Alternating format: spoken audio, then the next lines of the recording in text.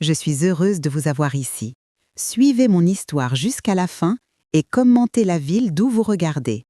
Ce jour-là, dans le couloir glacé de l'hôpital Saint-André, tout semblait ordinaire. Le chariot des infirmières grinçait, le néon clignotait et l'odeur du café froid traînait dans l'air. Mais en une seconde, tout a basculé. 3 mots. Juste 3 mots. Je m'appelle Claire Dufraisse, j'ai 67 ans et jusqu'à ce matin-là, je croyais encore que le mal ne pouvait pas se cacher derrière un sourire.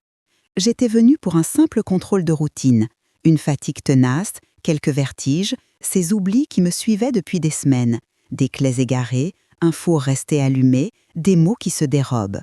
Mon fils Julien travaillait à Genève, alors c'est Élodie, ma belle-fille, qui avait insisté. « Vous ne pouvez pas conduire dans cet état, maman, laissez-moi vous accompagner. » Toujours si polie, si douce, trop douce peut-être. Dans la salle d'attente, elle feuilletait un magazine de décoration en souriant. Moi, je fixais mes mains. Elle tremblait. Je me disais que c'était sûrement la nervosité. « Madame Dufraisse ?» Le docteur Morel m'attendait à la porte. Un homme à la voix calme, mais ce jour-là, il ne souriait pas. Nous avons traversé le couloir blanc. À mi-chemin, il s'est arrêté net, a jeté un regard furtif par-dessus son épaule, puis s'est penché vers moi. Sa voix était à peine un souffle. « Madame Dufresne, fuyez maintenant. » Je les regardais, interdite. Fuir? Pourquoi? De quoi parlait-il? Il a voulu continuer, mais derrière nous, la voix claire d'Élodie a résonné. « Tout va bien, docteur? Nous devons y aller, j'ai un rendez-vous. » Elle s'est approchée, son manteau rouge brillant sous la lumière froide, son parfum de lavande emplissant le couloir. Le docteur Morel s'est redressé brusquement, refermant son dossier. Nous reprendrons cette conversation plus tard. Plus tard, 2 mots qui ne viendraient jamais assez tôt. Dans la voiture, le silence pesait. Je regardais par la vitre les platanes nus, les façades grises de Bordeaux. Cette ville que je connaissais par cœur me semblait soudain étrangère. « Vous êtes pâle, maman ?» Le docteur voulait me dire quelque chose. « Oh, vous savez, les médecins aiment toujours dramatiser. En rentrant, je vous ferai une bonne tisane avec du miel. » Une tisane. Comme chaque soir, depuis 6 mois, une habitude, une attention, une confiance. Avant de vous dévoiler ma vengeance surprenante, vous pouvez vous abonner à la chaîne et aimer la vidéo pour m'inspirer pour les prochaines vidéos. Ce soir-là, pourtant, lorsque j'ai porté la tasse à mes lèvres, l'odeur familière m'a paru différente, un peu plus amère, un peu plus lourde. J'ai hésité.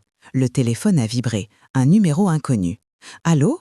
Une voix que je reconnus aussitôt, celle du docteur Morel. « Madame Dufresne, écoutez-moi bien, ne buvez rien de ce qu'on vous prépare, rien. » Mon cœur s'est arrêté. Mais pourquoi? Vos analyses montrent des traces de benzodiazépine, à 12 répétées. Vous êtes en danger. J'ai levé les yeux vers la porte de la cuisine. Élodie se tenait là, souriante, une autre tasse à la main. « Votre tisane va refroidir, maman. » Le monde s'est figé. Je n'entendais plus que ma respiration. 3 mots résonnaient encore dans ma tête. « Fuyez, maintenant, immédiatement. » Et vous, que feriez-vous si le danger portait le prénom de votre famille? Je m'appelle Claire Dufresne, j'ai 67 ans et ma vie s'est déroulée ici, à Bordeaux, entre les murs de l'appartement où j'ai tout connu, la joie, la perte, le silence. Depuis la mort de mon mari, 15 ans plus tôt, j'ai appris à vivre seule. Ce n'était pas la solitude que je redoutais, mais le vide des habitudes qu'on partageait à 2. Chaque matin, je préparais encore 2 tasses de café, par réflexe, avant de me souvenir qu'il n'y avait plus qu'une chaise occupée à table. Mon fils, Julien, avait 20 ans quand il est parti pour ses études d'ingénieur à Lyon, puis à Genève. Je l'ai encouragé. « Va, mon grand, ne reste pas à cause de moi. » J'étais fière de lui, même si, au fond, j'aurais tout donné pour entendre encore ses pas dans le couloir.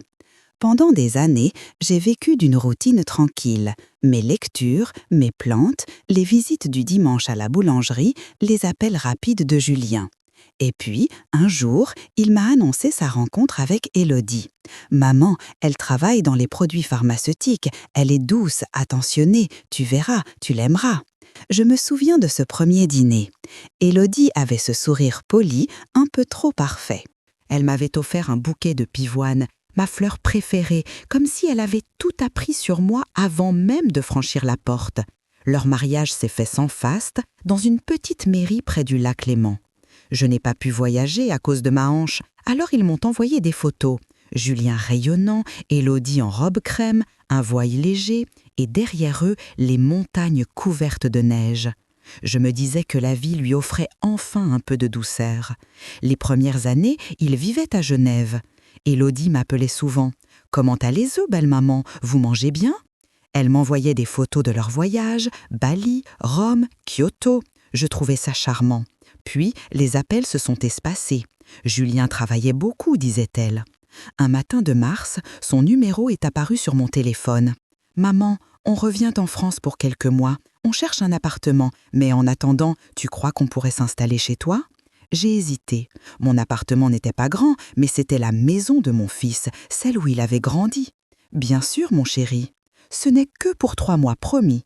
3 mois. » C'est ce que je me répétais le soir, en rangeant la chambre d'amis, la sienne autrefois.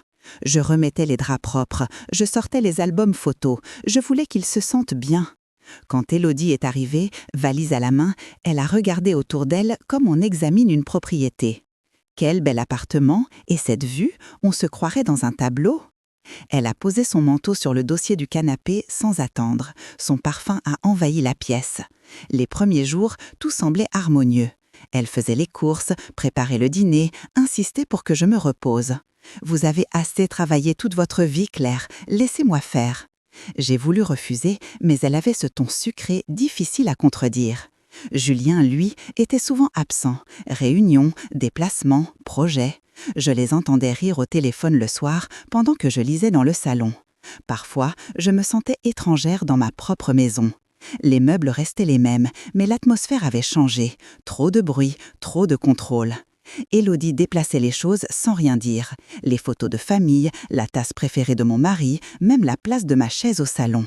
Je me disais, ce n'est que pour 3 mois. Un soir, en fermant les volets, je les ai entendus parler dans la cuisine. « Elle oublie tout, tu sais.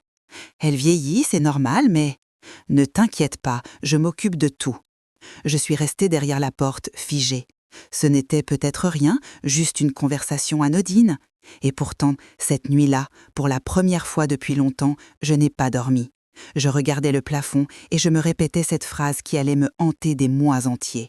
« Je ne veux pas être un poids. » Je ne savais pas encore qu'en laissant ma porte ouverte, j'avais aussi laissé quelqu'un entrer dans ma vie pour en effacer les couleurs, une gorgée de thé à la fois. Les premières semaines se sont déroulées sans heure apparent. Élodie se levait tôt, faisait le café, rangeait la cuisine avant même que j'aie ouvert les yeux. « Vous devriez vous reposer, Claire, laissez-moi m'occuper du petit déjeuner. » Sa voix était douce, presque trop. Au début, j'y ai vu de la gentillesse. Mais très vite, cette attention s'est transformée en quelque chose d'autre, une forme d'occupation silencieuse de ma vie. Elle décidait des repas, choisissait mes vêtements pour que ce soit plus pratique, changeait mes médicaments de place. Elle disait vouloir m'aider, mais je sentais que je perdais petit à petit mes repères. Un matin, en cherchant mon carnet de rendez-vous, je ne l'ai pas trouvé. « Vous l'avez sûrement égaré, belle maman » m'a-t-elle répondu avec un petit rire. Je l'ai cherché pendant des heures. Le soir, je l'ai retrouvé dans le tiroir de la cuisine, à côté de la boîte de thé.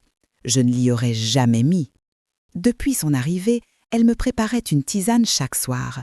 Camomille, miel, un soupçon de valériane, disait-elle. C'est la recette de ma grand-mère. Elle faisait ça pour dormir paisiblement. J'ai souri, touchée par tant de sollicitude. Le goût était doux, légèrement amer. Après quelques jours, j'ai remarqué que je dormais plus profondément, trop profondément. Je commençais à oublier des choses simples. Où j'avais rangé mes clés, si j'avais fermé le gaz. Parfois, je trouvais les volets ouverts le matin alors que je les avais fermés la veille. « Vous avez sûrement rêvé », disait-elle avec ce ton rassurant qui ne laissait place à aucune contestation.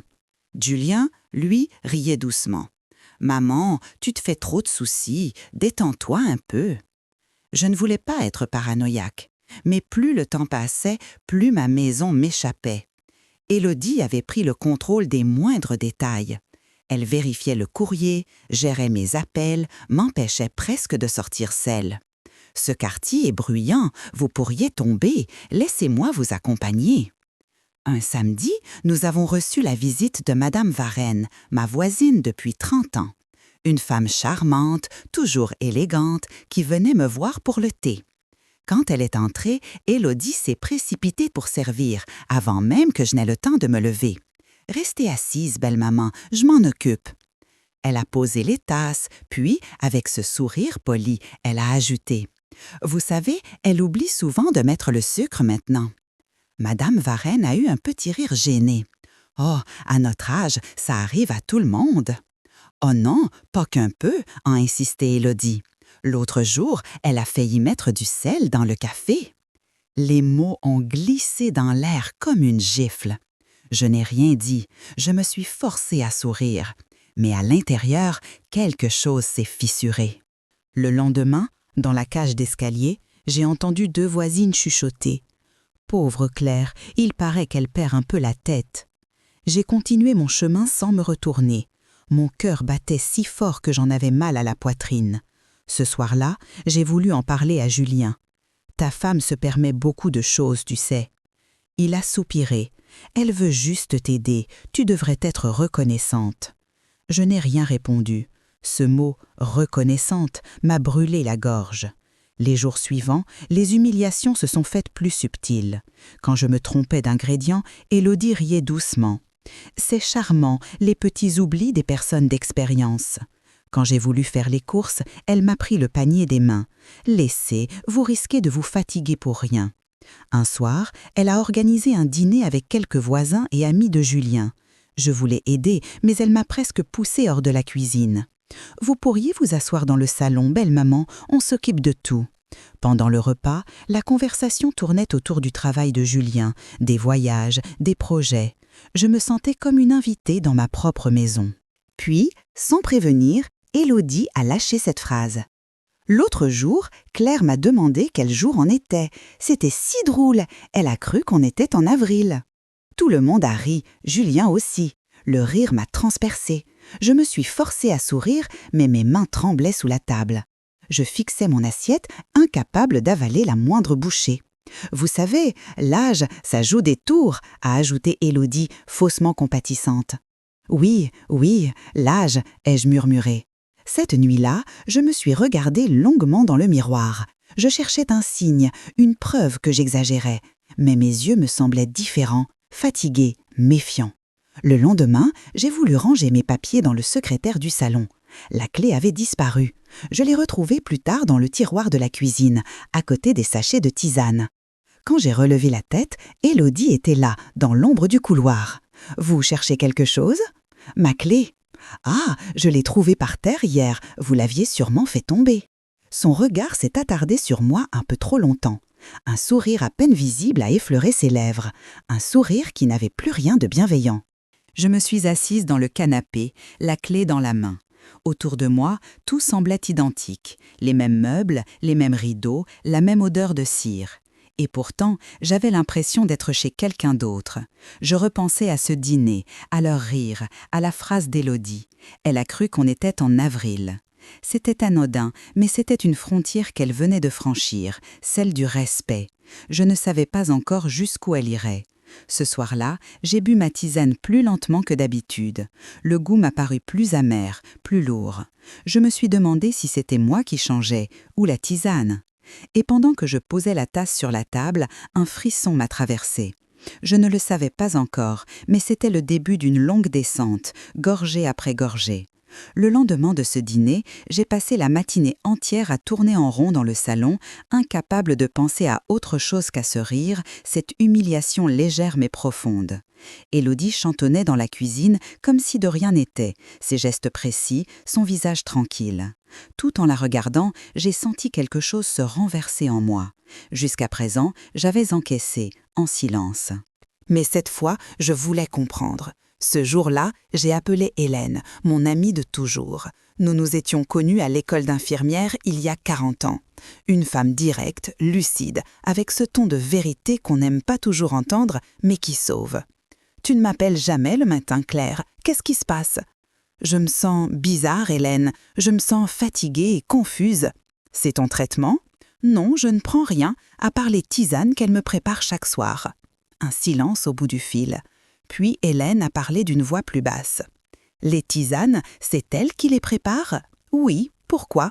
Parce que rien ne m'énerve plus que cette mode des tisanes miracles. On y met tout et n'importe quoi.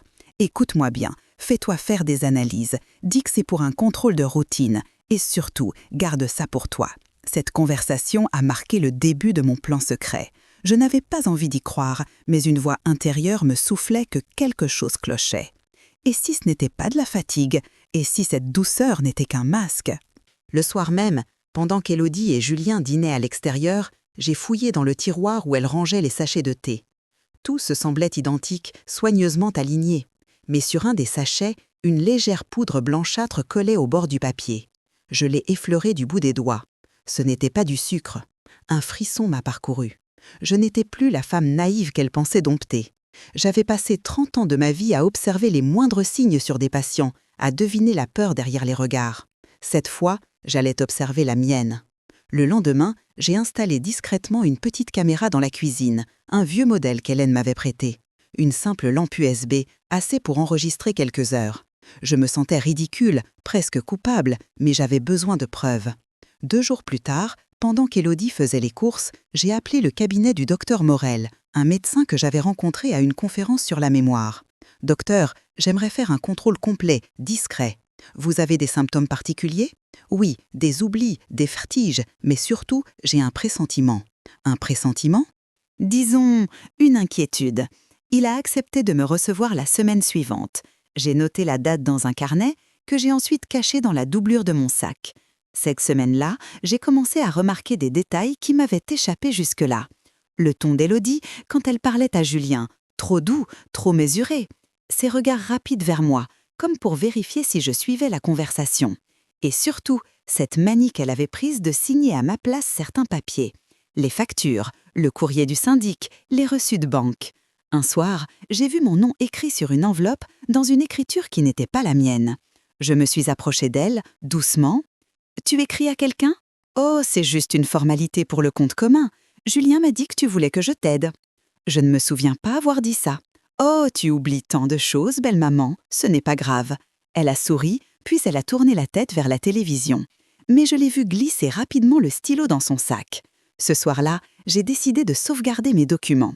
J'ai tout sorti du secrétaire, le titre de propriété, les relevés bancaires, le testament de mon mari. Je les ai scannés un à un et envoyés sur une clé USB que j'ai confiée à Hélène le lendemain. « Si quelque chose m'arrive, garde ça », ai-je murmuré. « Qu'est-ce que tu insinues, Claire ? » Je ne sais pas encore, mais j'ai l'impression que quelqu'un prépare ma disparition sans bouger de ma maison. La nuit suivante, je n'ai pas fermé l'œil. J'écoutais les bruits du couloir, les pas légers d'Élodie allant et venant. Je pensais à tout ce que j'avais vu, la poudre, l'écriture, ses gestes précis. Je revoyais ses mains lorsqu'elle portait la tasse vers moi, ce sourire tranquille, presque tendre. Au petit matin, je me suis levée avant elle. J'ai pris une décision simple, ne plus jamais boire ses tisanes. Quand elle m'en a tendu une ce soir-là, j'ai porté la tasse à mes lèvres, j'ai soufflé dessus, j'ai fait semblant d'avaler. « Merci, ma chérie, elle est délicieuse. Vous voyez, un peu de repos et tout ira mieux. » Elle ne se doutait pas que je vidais chaque gorgée dans le pot de géranium derrière les rideaux. Les jours suivants, j'ai noté mes observations dans un carnet, les heures où elle préparait la tisane, les moments où elle rangeait dans la cuisine seule, les jours où Julien était absent. Tout coïncidait. Elle agissait toujours quand il n'était pas là. Une semaine plus tard, Hélène m'a appelée. « Je t'ai pris rendez-vous au laboratoire Saint-Jean. Ils feront les analyses discrètement. »« Merci, Hélène. » Et Claire, fais attention. La vérité finit toujours par sortir, mais parfois, elle fait du bruit en éclatant. Le soir, j'ai regardé la caméra. Sur la vidéo, on voyait Élodie, seule dans la cuisine. Elle sortait une boîte, écrasait quelque chose avec une cuillère, puis versait la poudre dans la théière. Elle s'est arrêtée un instant, a levé les yeux, comme si elle sentait être observée. Et elle a souri. Ce sourire, froid, lent, parfait. Je n'ai pas pu détourner le regard. Je me suis promis une chose. Si elle voulait jouer à ce jeu, j'irais jusqu'au bout. Mais cette fois, c'est moi qui écrirai les règles. Cette semaine-là, j'ai vécu comme une actrice dans un rôle que je n'avais pas choisi. Chaque geste, chaque mot, chaque regard devait sembler naturel. Élodie continuait de me préparer ma tisane du soir, fidèle à son rituel. Moi, je la remerciais avec le même sourire, la même voix tranquille, mais à l'intérieur, tout en moi hurlait. La première fois que j'ai décidé de ne pas boire, mes mains tremblaient tellement que j'ai cru qu'elle allait s'en apercevoir.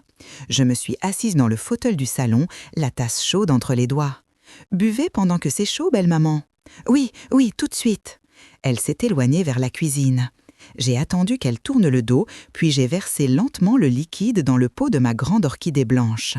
La vapeur s'est dissipée dans l'air, emportant avec elle ma peur. Le lendemain, la plante paraissait normale. Mais après plusieurs jours, ses feuilles ont commencé à jaunir, à se tordre, comme si elle aussi souffrait de ce poison invisible. Je notais tout dans mon carnet, jour, heure, goût, réaction. Chaque soir, la même scène, la tisane, le sourire, le mensonge. Et chaque matin, la même fatigue, les mêmes tremblements, même si je n'avais rien bu. Les traces du poison restaient dans mon sang, c'est ce que je sentais. Alors, j'ai décidé d'agir.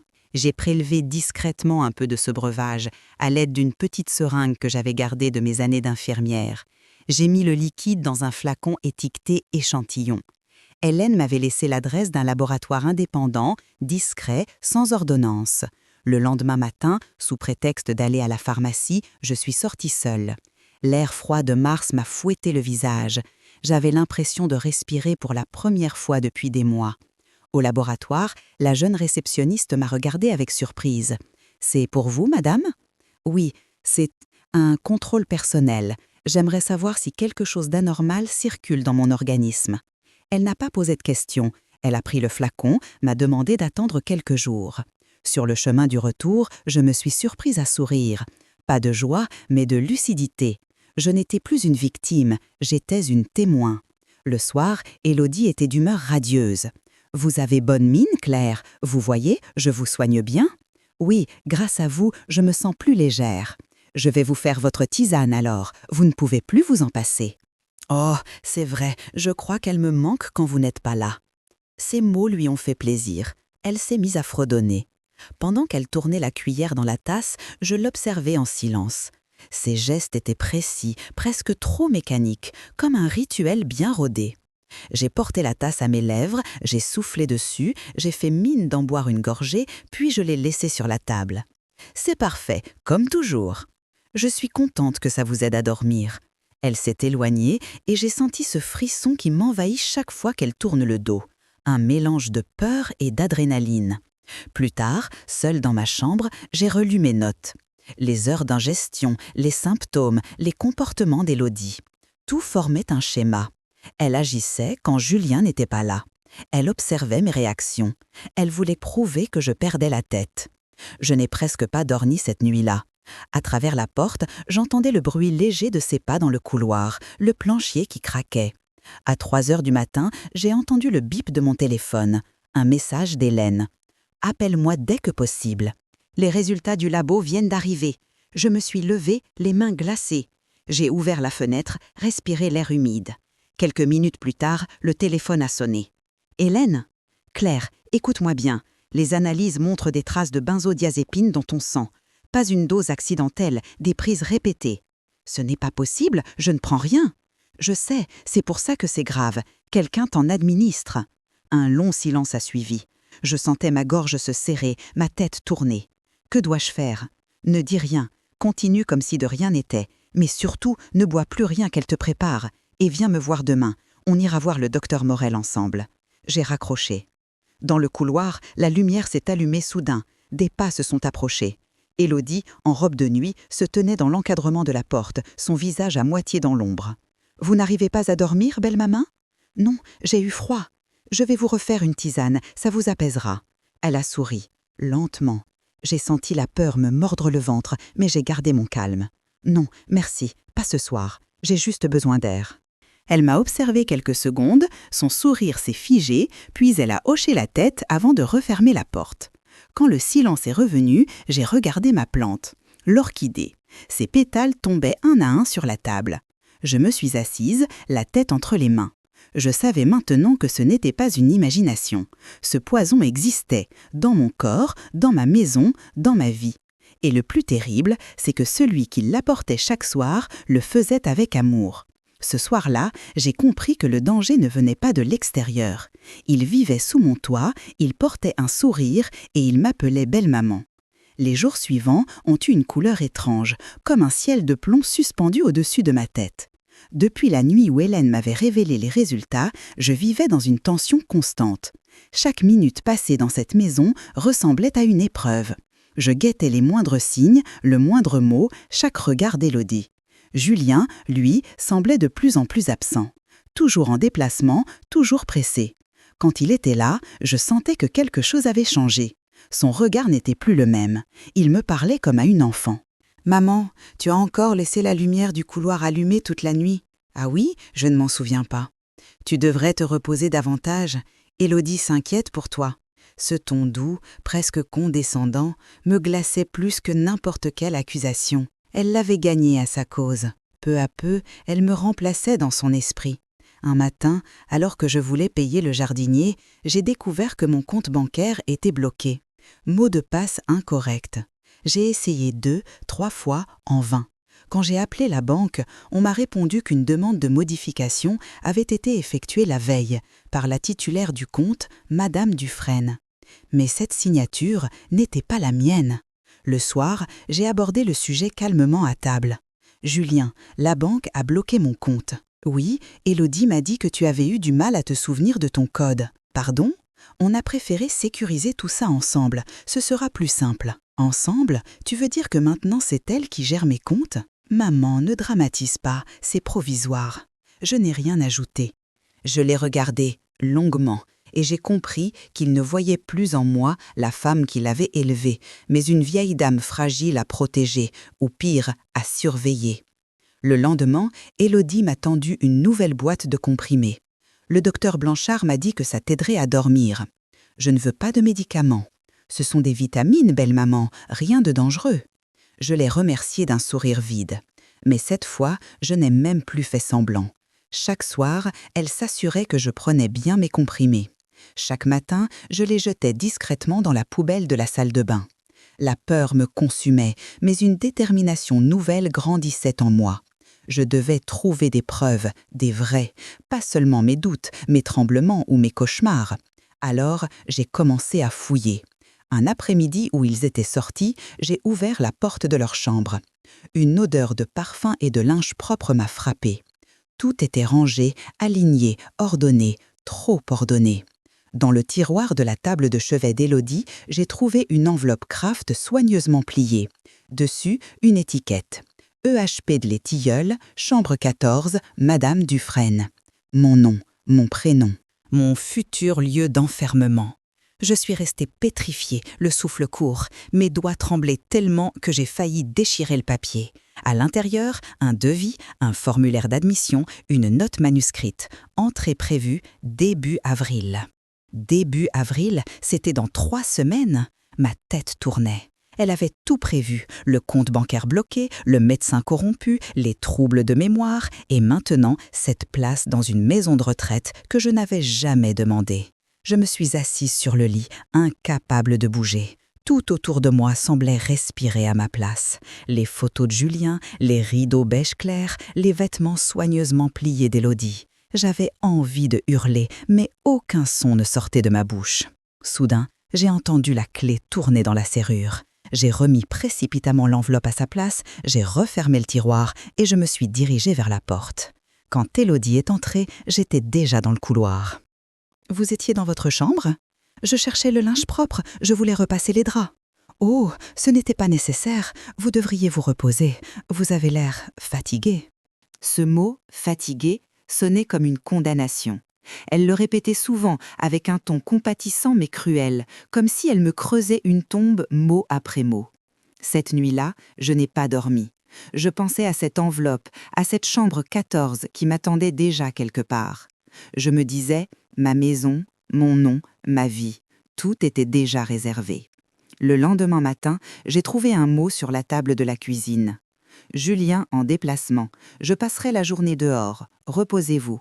Élodie. » J'ai pris mon manteau, ma clé USB, mon carnet et je suis sortie sans bruit. Je devais revoir le docteur Morel, lui montrer les résultats, lui dire tout. Mais avant de franchir le seuil, j'ai regardé une dernière fois mon salon, mes plantes, mes livres. Tout paraissait à sa place, mais moi, je ne l'étais plus. En refermant la porte derrière moi, j'ai senti quelque chose se briser, ce lien invisible entre moi et cette maison que j'avais bâtie toute ma vie. Le lendemain, je n'étais plus la même. Je n'avais dormi que quelques heures cette nuit-là, hantée par l'image de cette enveloppe Kraft, de ce mot « EHPAD » inscrit à côté de mon nom. Le matin, la maison semblait calme, trop calme. Élodie était sortie tôt, laissant un mot sur la table. « Je vais chez le médecin. À ce soir. Reposez-vous. » Je savais que c'était le moment. Mon cœur battait si fort que j'en avais mal à la poitrine. J'ai pris une profonde inspiration, puis je suis entrée dans leur chambre. Chaque pas sur le parquet résonnait comme une faute. Je me suis dirigée vers le placard, là où j'avais vu l'enveloppe la veille. Rien. Elle avait bougé les choses. Sur la commode, un petit coffret en métal m'a attiré l'œil. Il n'était pas là avant. Gris, fermé par un petit verrou. Je suis allée chercher la clé de couture dans ma chambre, fine et solide. Quelques secondes ont suffi pour faire céder la serrure. À l'intérieur, j'ai trouvé un carnet noir, usé, à la couverture souple. J'ai hésité avant de l'ouvrir, mais une fois la première page tournée, je n'ai plus pu m'arrêter. Les dates défilaient, chaque jour y était noté, méthodiquement, avec une écriture fine, serrée, penchée sur la droite. Jour 1. Installation chez la belle-mère, appartement spacieux. Elle est naïve, devrait être facile à gérer. Jour 7. Première tisane, un demi-comprimé, aucun effet visible. Jour 14. Elle commence à se plaindre de fatigue, parfait. Jour 28. Confusion légère, elle oublie le jour. Julien ne remarque rien. Jour 45. Augmenter les doses, objectif certificat médical avant fin mars. J'ai senti mes jambes fléchir. Je me suis assise sur le bord du lit, le carnet tremblant entre mes mains. C'était là, noir sur blanc, chaque étape, chaque mensonge, chaque poison. Jour 68, elle devient méfiante, faire semblant d'être plus douce. Jour 71, elle a découvert la clé du secrétaire, j'ai déplacé les papiers. Jour 80, le docteur Blanchard accepte de collaborer. 500 € pour un certificat de troubles cognitifs. Jour 83, Julien commence à douter. Excellent, mon souffle s'est coupé. Je ne savais plus si je tremblais de peur ou de rage. Et soudain, entre 2 pages, j'ai trouvé un petit sachet plastique. À l'intérieur, des comprimés écrasés, blanchâtres. J'ai reconnu tout de suite le nom sur l'étiquette. Alprazolam. Un anxiolytique, fort, addictif, mortel à haute dose. J'ai refermé le carnet avec des gestes lents, précis. Ce n'était plus un simple doute, c'était une preuve. Mais je savais que si je l'affrontais sans préparation, elle gagnerait encore. Elle avait l'avantage du mensonge, moi seulement celui de la vérité. Je suis descendue dans le salon et pris la clé USB que j'avais laissée brancher derrière la télévision, la caméra. Je l'ai connectée à mon ordinateur. Pendant de longues minutes, je n'ai rien vu de particulier. Des images fixes, la cuisine vide, la lumière du matin. Et puis, soudain, elle est apparue. Élodie. Elle entrouvrait le tiroir, sortait la boîte métallique, prenait un comprimé, l'écrasait avec une cuillère, le mélangeait à la poudre de miel, puis le versait dans la tasse. Tout était là, les gestes précis, les yeux calmes. Une routine. Elle a regardé autour d'elle, s'est arrêtée face à la caméra, sans la voir, et, comme une actrice qui répète sa scène préférée, elle a murmuré « Dormez bien, belle maman ». J'ai figé l'image. Mon propre visage s'est reflété sur l'écran, pâle, livide. Les larmes ont coulé sans bruit. Pas de colère, pas de panique, juste ce vide glacé qu'on ressent quand la vérité est enfin trop claire pour être niée. Je me suis regardée dans la fenêtre, les yeux rouges, les cheveux défaits, et j'ai dit tout haut, pour moi seule, ce n'était pas de la vengeance, c'était la justice. J'ai rangé le carnet et la clé USB dans mon sac, puis j'ai appelé Hélène. « Hélène, je l'ai. »« Quoi? Tu l'as? » ?»« Les preuves, le carnet et la vidéo. »« Mon Dieu, Claire, tu dois aller voir le docteur Morel tout de suite. »« Oui, il saura quoi faire. » Elle est restée silencieuse quelques secondes avant d'ajouter. « Fais attention, si elle comprend que tu sais, elle pourrait devenir dangereuse. » Je me suis promis de ne rien laisser paraître. Quand Élodie est rentrée ce soir-là, j'étais assise dans le salon, un livre ouvert sur les genoux. « Vous avez passé une bonne journée ?»« Très calme, merci. Et vous ?»« Oh, j'ai couru partout. Vous devriez vous coucher tôt ce soir. Vous avez l'air fatigué. » Encore ce mot. Mais cette fois, je n'ai pas baissé les yeux. Je l'ai regardé droit dans les siens. Vous avez raison, Élodie. Je crois que je vais dormir profondément cette nuit. Elle a souri, croyant me dominer encore. Mais moi, je savais, et cette fois, j'étais prête. Le lendemain, tout semblait d'une tranquillité trompeuse. Le ciel était gris, la lumière froide filtrait à travers les rideaux. J'avais l'impression d'habiter une scène figée avant la tempête. Sur la table du salon, la tasse de porcelaine était à sa place habituelle, vide, propre, innocente. Mais moi, je n'étais plus la même. J'attendais. À 18h, la clé a tourné dans la serrure. Élodie est entrée, un sac de course à la main, son sourire impeccable collé au visage. « Bonsoir, belle maman, vous êtes restée à la maison ?»« Oui, je me sentais un peu faible aujourd'hui. » Elle a posé les sacs sur la table, a sorti des légumes, des fruits, un petit pot de miel. Ses gestes étaient doux, presque affectueux, comme ceux d'une fille modèle. Mais derrière cette douceur, je voyais désormais le calcul. « Vous savez, j'ai acheté votre miel préféré, celui aux fleurs de montagne. Ce soir, vous dormirez comme un bébé. »« Merci, c'est gentil. » J'ai pris une inspiration. Ma voix tremblait légèrement, mais mes yeux restaient fixés sur elle. « Dis-moi, Élodie, depuis combien de temps fais-tu mes tisanes ?»« Oh, je ne sais pas, 6 mois peut-être. Pourquoi ?»« Juste pour savoir. »« C'est drôle, j'ai retrouvé un carnet aujourd'hui, dans ta chambre. » Elle a cessé de bouger. Le couteau qu'elle tenait s'est arrêté au-dessus de la planche à découper. Mon carnet ? Oui, un carnet noir. Avec des dates et des mots, beaucoup de mots. Un silence s'est abattu dans la pièce, lourd, presque tangible. Elle a posé le couteau, lentement, sans un mot. Ses yeux ne souriaient plus. « Vous n'auriez pas dû fouiller mes affaires. »« Non, je n'aurais pas dû, mais tu n'aurais pas dû non plus m'empoisonner. » Ses pupilles se sont dilatées. « Empoisonner ? Vous êtes folle, Claire, vous inventez n'importe quoi. » J'ai les analyses et la vidéo. Elle a pâli. Un éclat de panique a traversé son regard, mais très vite, son masque est revenu. « Quelle vidéo ? Celle où on te voit préparer ma tisane, celle où tu chuchotes « Dormez bien, belle maman ». Cette fois, elle a reculé d'un pas. Sa respiration s'est accélérée. Vous avez fouillé, espionné, vous m'accusez de choses absurdes. Non, Élodie, je te rends seulement ce que tu m'as pris, la vérité. Elle a éclaté de rire, un rire sec, nerveux, presque hystérique. Vous croyez qu'on peut vivre à 2 dans cet appartement ? Il mérite mieux que vous, Julien mérite mieux. Vous êtes une vieille femme amère, dépendante, inutile. Ces mots m'ont frappé comme des gifles, mais je ne bougeais pas. Je ne te déteste pas, Élodie. Mais je ne te laisserai plus me voler ma vie. Elle a levé les yeux au ciel, s'est approchée de moi, si près que je pouvais sentir son parfum de lavande. Vous n'avez aucune preuve légale. Vous pouvez bien me menacer. Julien ne vous croira pas. Personne ne vous croira. Vous oubliez tout, vous confondez tout. Tu penses vraiment que le docteur Morel va dire la même chose ? Un tressaillement. Juste un, mais suffisant.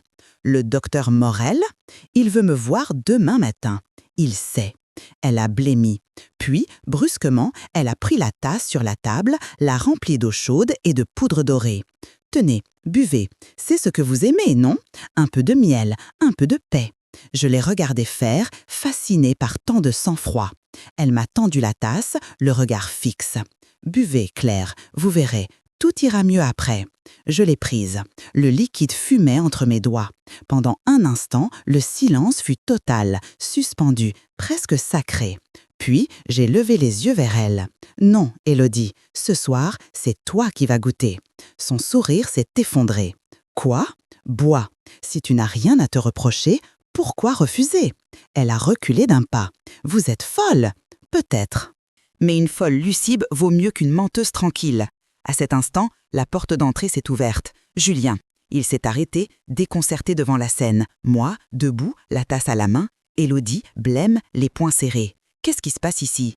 Élodie s'est précipitée vers lui, faussement tremblante. « Julien, ta mère m'accuse de choses horribles. Elle dit que je l'empoisonne. »« Quoi ? Maman, tu as dit ça ?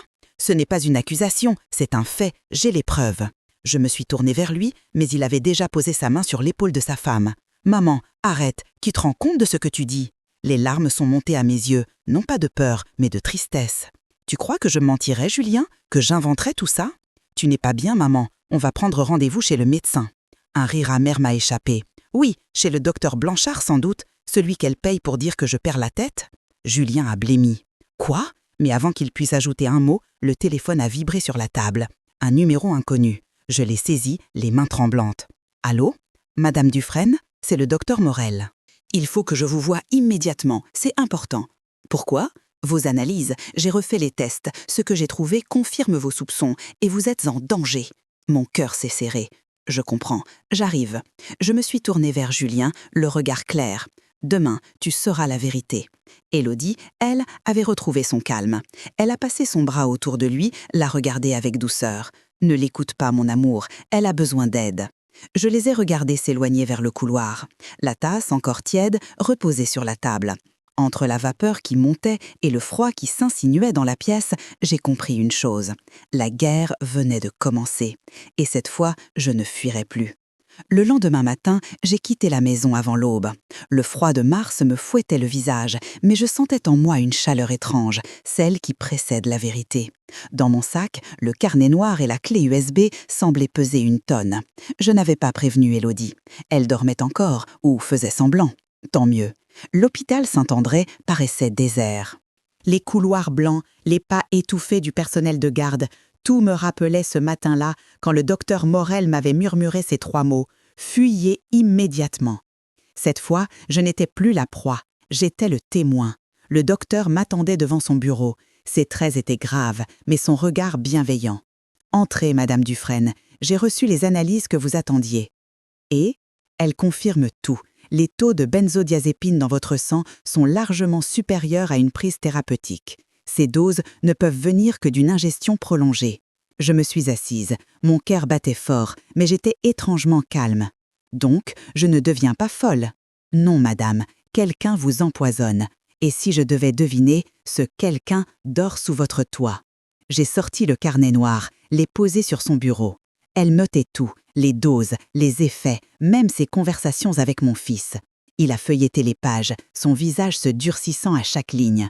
C'est accablant, mais il faut des preuves officielles. Je vais rédiger un rapport médical complet, accompagné des résultats toxicologiques. Je vous conseille de déposer plainte dès aujourd'hui. Elle va nier. Elle a déjà préparé son histoire.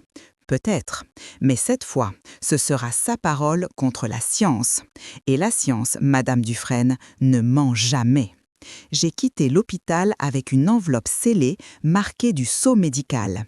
J'avais enfin entre les mains ce que j'attendais, la vérité, tangible, incontestable. Quand je suis rentrée, la maison était silencieuse. Sur la table, une note m'attendait. Je suis sortie avec Julien. On déjeunera dehors. Reposez-vous. Élodie. Reposez-vous. Ces mots prenaient soudain un goût amer. J'ai profité de leur absence pour appeler Hélène. Il faut aller à la police, aujourd'hui. Je t'accompagne, a-t-elle dit sans hésiter. Nous sommes arrivés au commissariat du 6e arrondissement à 14 heures. J'ai posé l'enveloppe sur le comptoir. Je viens porter plainte pour empoisonnement et abus de faiblesse. L'officier a tout noté, page après page. Le carnet noir, la vidéo, les analyses, le rapport du docteur Morel. Quand j'ai quitté le commissariat, la lumière de l'après-midi filtrait entre les arbres. J'avais l'impression de respirer de nouveau. Mais cette paix a duré peu de temps. Vers 17 heures, le téléphone a sonné. « Julien, maman, qu'est-ce que tu as fait? La police est venue interroger Élodie. » « Oui, elle doit répondre de ses actes. »« Mais tu te rends compte de ce que tu dis? Elle est effondrée. » « Elle joue bien son rôle, comme toujours. »« Maman, arrête, tu deviens para. » Je me suis tue quelques secondes, puis j'ai dit calmement. Viens me voir, seul, et regarde ce que j'ai à te montrer. Il est arrivé 1 heure plus tard. Ses yeux étaient rougis, son visage fatigué. Sur la table, je lui ai montré l'enveloppe, le carnet, les vidéos. Au début, il secouait la tête. Non, c'est impossible, elle ne ferait jamais ça. Mais quand il a vu la séquence de la caméra, il a blêmi. Mon Dieu! Il s'est effondré sur une chaise. Elle m'avait dit que tu perdais la mémoire, que tu faisais des crises d'angoisse. Oui, c'est plus facile de manipuler un fils qui croit sauver sa mère. Il a levé les yeux vers moi, honteux, les larmes aux cils. Je suis désolée, maman. Ce n'est pas ta faute, c'est elle qui a volé ton amour, pas toi. À cet instant, la porte d'entrée a claqué. Élodie, elle est entrée, son manteau encore sur le dos, son regard tranchant. Qu'est-ce que c'est que ça, la police? Les accusations? Julien, dis-lui que c'est insensé. Élodie, j'ai vu la vidéo. Un silence. Elle a pâli, puis a tenté un sourire crispé. Quelle vidéo? C'est un montage. Elle me déteste. Arrête, Élodie, a-t-il dit d'une voix brisée. Tout est fini. Alors, son masque est tombé. Son visage s'est figé. Ses yeux ont pris cette froideur que je connaissais trop bien. Vous croyez avoir gagné? Vous n'avez aucune idée de ce que je peux faire. Elle a reculé d'un pas, a attrapé la tasse sur la table, celle que j'avais utilisée la veille, et l'a lancée contre le mur. La porcelaine s'est brisée en éclats, le liquide ambré coulant lentement le long du plâtre. « Vous avez détruit ma vie !» hurla-t-elle. 2 minutes plus tard, la sonnette retentissait. La police. Élodie a tenté de s'enfuir vers la porte, mais l'un des agents l'a saisie par le bras. Elle s'est débattue, a crié. « Ce n'est pas vrai! C'est elle, la folle! C'est elle !» Je me suis avancée, sans un mot. « Tu n'as pas seulement empoisonné mon corps, Élodie. » Je me suis arrêtée, la voix ferme. « Tu as essayé d'empoisonner l'amour d'un fils pour sa mère, et ça, aucun antidote ne pourra le guérir. » Elle a voulu répondre, mais sa voix s'est éteinte. Les policiers l'ont emmenée, menottes au poignet. La porte s'est refermée. Julien, debout près de la fenêtre, pleurait en silence. Sur la table, un rayon de soleil traversait le rideau et illuminait la vieille orchidée blanche. Ses fleurs s'étaient ouvertes pendant la nuit. Je les regardais longtemps. La plante que j'avais presque laissée mourir avait trouvé la force de refleurir, et moi aussi. 6 mois ont passé depuis ce jour où la porte s'est refermée derrière Élodie et avec elle, la peur. Pendant des semaines, j'ai eu du mal à croire que tout cela appartenait vraiment au passé. Chaque bruit dans le couloir me faisait sursauter. Chaque sonnerie de téléphone me ramenait à ces jours d'angoisse. Mais le temps, lentement, a commencé à panser les blessures. Julien a tenu parole. Il est revenu s'installer près de Bordeaux pour s'occuper de moi, ou plutôt pour être enfin là, vraiment là. Le premier jour où il a remis les pieds dans l'appartement, il est resté figé à l'entrée, comme un étranger dans une maison qu'il redécouvrait. « Maman, tout est comme avant, et pourtant, tout est différent. »« Oui, » ai-je répondu. Parce que maintenant, on voit les choses comme elles sont, pas comme on voudrait qu'elles soient. Pendant plusieurs jours, il a nettoyé, repeint, remis de l'ordre. Chaque tiroir qu'il ouvrait semblait exorciser un souvenir.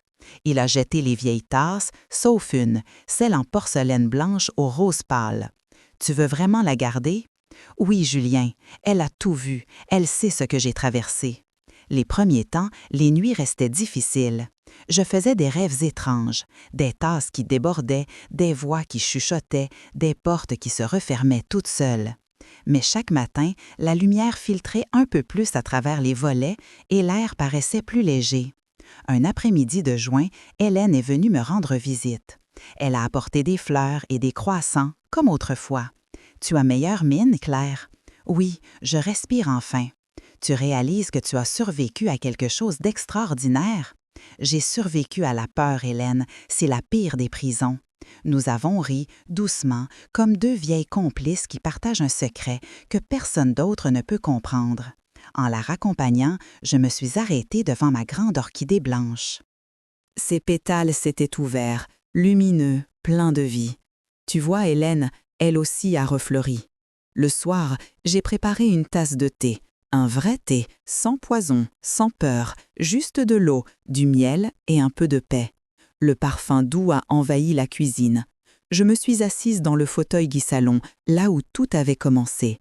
J'ai tenu la tasse entre mes mains, chaude, rassurante. « On peut tout perdre », ai-je murmuré, mais pas sa dignité. Ces mots m'ont paru simples, mais ils contenaient toute ma vérité. Parce qu'au fond, ce n'était pas seulement une histoire de manipulation ou de trahison. C'était une histoire de courage, de celle qui naît quand on n'a plus rien d'autre à perdre que soi-même. Julien est revenu du travail, un sourire timide sur les lèvres. « Maman, je voulais te dire merci de ne jamais avoir abandonné. C'est toi qui m'as donné la raison de tenir. » Il s'est assis à côté de moi et pour la première fois depuis longtemps, j'ai vu dans ses yeux le petit garçon que j'avais élevé, celui qui croyait encore que sa mère était invincible. Nous avons parlé longtemps, sans colère, sans rancœur, juste des mots simples, réparateurs. Dehors, le soleil se couchait, teignant les murs de l'appartement d'une lueur dorée. Le monde n'était plus hostile. Il redevenait doux. Je me suis levée, j'ai ouvert la fenêtre. L'air du soir portait des parfums de jasmin. Dans le parc, en bas, des enfants riaient. La vie continuait, comme si de rien n'était. Et c'était bien ainsi. Je suis retournée m'asseoir, j'ai pris une gorgée de thé, lente, pleine, consciente. C'était le goût de la liberté. Celui qu'on reconnaît quand on a connu la peur. Celui du vrai thé, sans mensonge. J'ai levé ma tasse vers la lumière du couchant. Et vous, ai-je murmuré, avez-vous déjà fait confiance à quelqu'un au point d'en oublier qui vous êtes? Le thé avait refroidi, mais je n'ai pas bougé. Parce qu'à cet instant précis, je me sentais vivante, plus vivante que jamais. Si mon histoire vous a touché, prenez un instant pour la partager. Chaque mot que vous laissez ici peut ouvrir les yeux de quelqu'un, peut-être sauver une femme qui doute encore de ce qu'elle vit. Abonnez-vous à cette chaîne pour entendre d'autres histoires vraies, des récits de courage, de résilience, de vérité qu'on n'ose pas toujours dire. Parce que le silence protège les coupables, mais la parole, elle, libère les victimes. Et vous, qu'auriez-vous fait à ma place? Auriez-vous eu la force de tout affronter, seul, contre le mensonge, contre la peur? Dites-le moi dans les commentaires. Vos expériences, vos pensées, vos vérités comptent.